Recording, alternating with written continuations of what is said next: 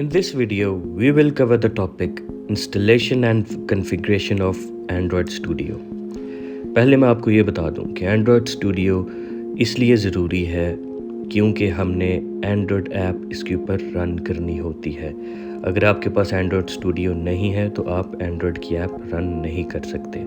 So that is the reason we need to install the Android Studio on our computers.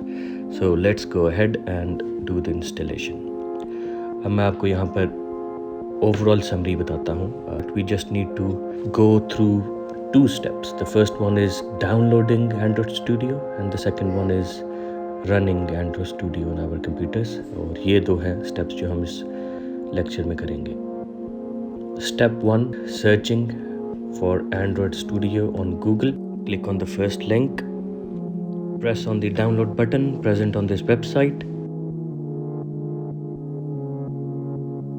और इस तरह से आपकी Android Studio की डाउनलोडिंग स्टार्ट हो गई है. Now wait until the downloading is completed. Once आपकी डाउनलोड कंप्लीट हो जाए, go ahead to your launchpad अगर आपका मैकबुक है, अदरवाइज आप अपनी एप्लीकेशंस में जाएं विंडोज़ फाइल एक्सप्लोरर पर. क्लिक ऑन Android Studio जो आपका इंस्टॉल हुआ है. इस तरह से आपका Android Studio ओपन होगा लोड होकर.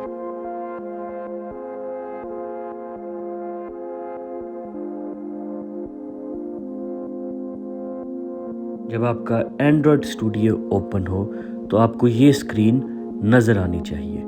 जब आपको ये स्क्रीन नज़र आ जाएगी, that is all that you need to do for now.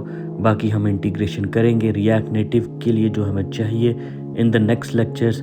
For now this is all. हमने Android Studio अपने कंप्यूटर्स के ऊपर इंस्टॉल कर लिया है एंड हमने उसको रन किया है.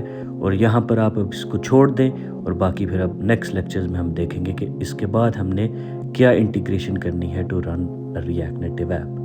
That is all for today. Thanks for watching 10BDP React Native Basics course.